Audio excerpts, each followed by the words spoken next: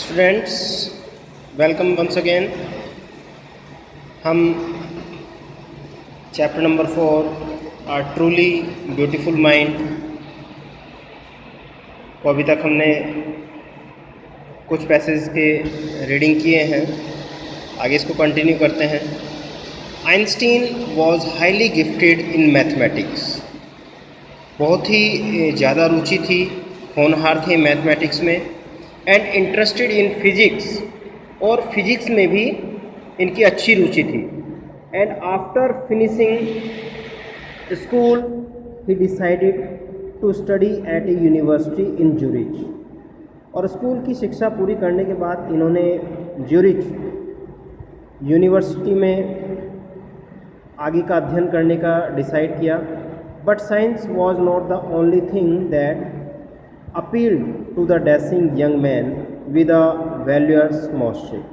लेकिन केवल एक साइंस ही ऐसा विषय नहीं था जो इस युवा को, जिसकी मूछें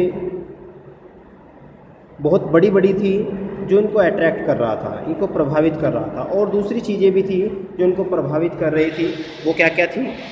He also felt a special interest in a fellow students Mileva। एक इनकी सहपाठी, महिला सहपाठी, जिसका नाम था मिलेवा मैरिक, उसमें भी इनकी रुचि थी। whom he found to be a clever creature, जिसको इन्होंने पाया कि बहुत बुद्धिमान चतुर प्राणी हैं। This young serb had come to Switzerland because the university in Zurich was one of the few in Europe where women could get degrees। ये स्त्री भी स्विट्ज़रलैंड आई थी अपने आगे का अध्ययन करने के लिए, यूनिवर्सिटी में एडमिशन लेने के लिए ज्यूरिच की, स्विट्ज़रलैंड से आई थी। क्योंकि जो ज्यूरिच यूनिवर्सिटी थी, ये यूरोप की यूनिवर्सिटियों में ऐसी यूनिवर्सिटी थी जो महिलाओं को डिग्री प्रदान करती थी। Einstein saw in her an ally against the Philistines. Einstein ने अपने मित्र लड़की में लगा, जो फिलिस्तीनी उनकी जो महिला थी, ये उसमें उन्हें लगा कि कला, साहित्य और संगीत को पसंद करने वालों के विरुद्ध उनकी सहयोगी होगी। Those people in his family and at the university with whom he was constantly at odds। जो उनका कला, साहित्य और संगीत को पसंद करने वालों के विरुद्ध जो उनका वो उनके अगेंस्ट रहते थे, उनके विरुद्ध रहते थे, ये महिला भी उनका साथ देगी उन लोगों के विरुद्ध होने में। द कपल फैल इन लव। ये दोनों लोग, मिलेवा मैरिस और आइंस्टीन, एक दूसरे से प्रेम करने लगते हैं। Letter survive in which they put their affection into words mixing science with tenderness.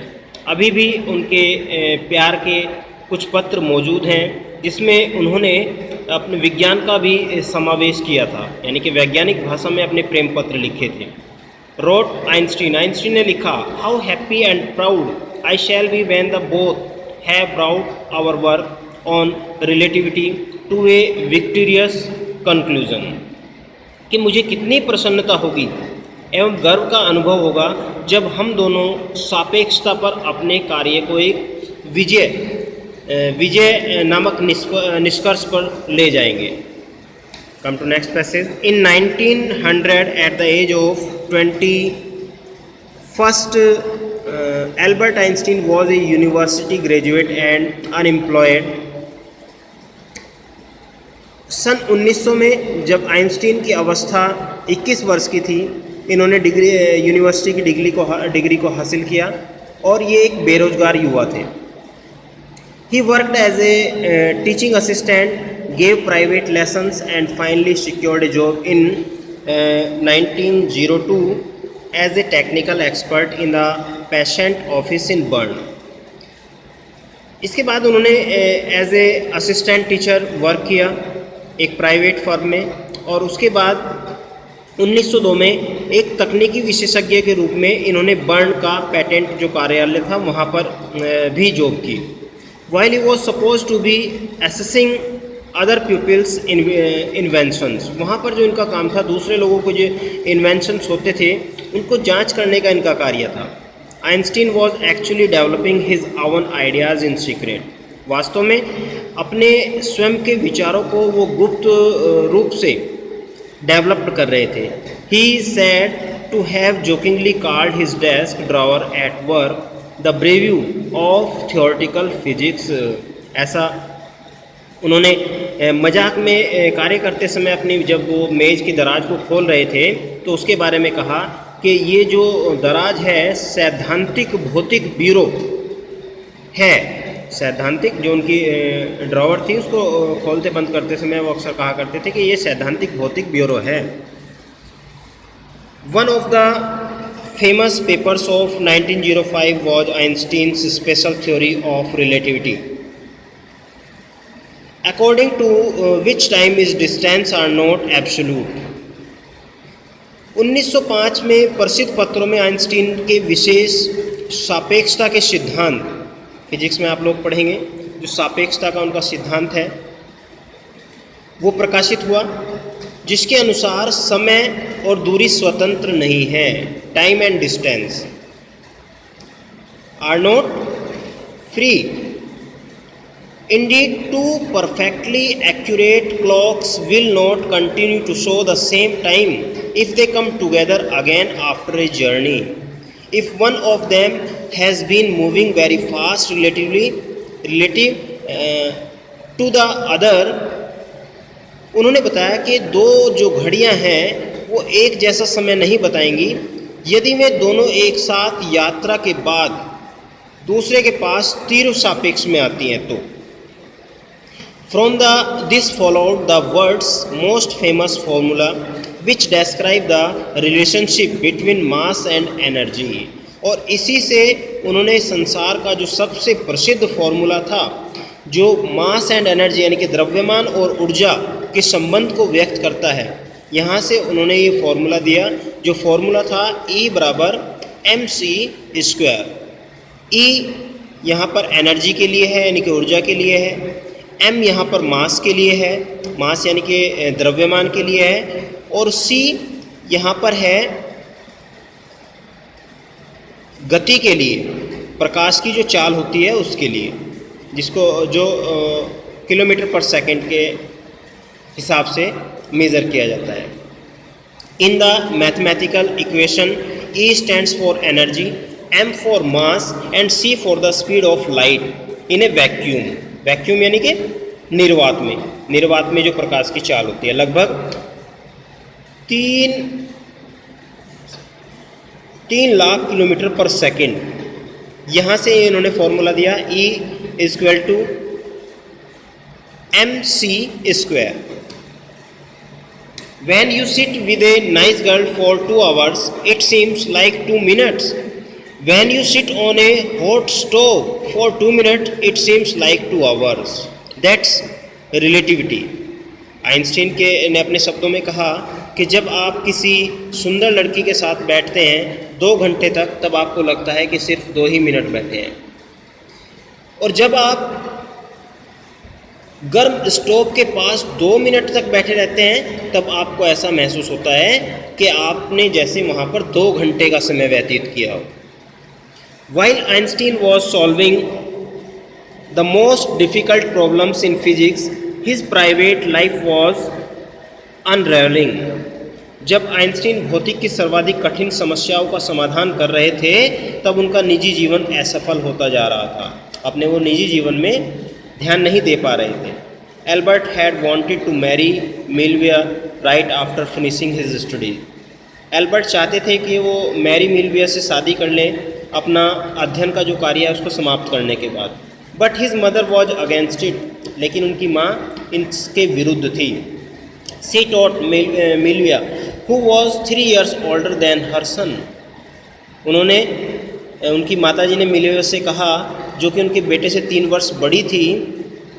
Was his mother said Einstein she was also bothered by Mileva's intelligence.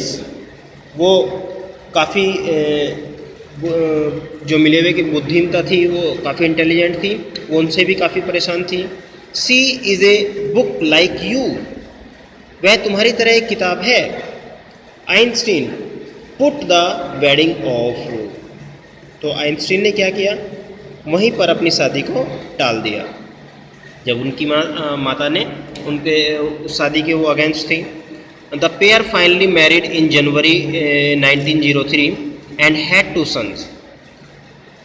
इन दोनों ने 1903 में शादी की और शादी के बाद उनको 2 पुत्र हुए।